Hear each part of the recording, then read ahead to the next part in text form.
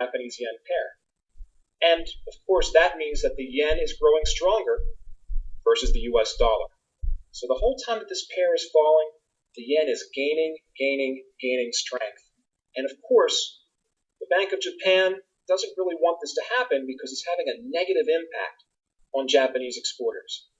So what begins to happen?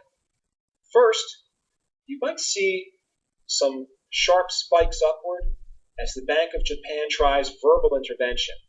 That actually works for a while, but it's a temporary fix. After a while, the market stops listening.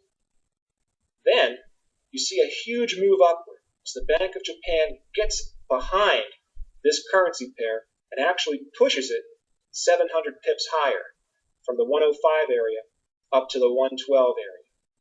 They put a tremendous amount of money behind that. And what they're doing when they're intervening is they are selling the yen and they are buying the dollar in large quantities. By intervening in the market, they're pushing the exchange rate up, making export prices cheaper so they can sell more goods.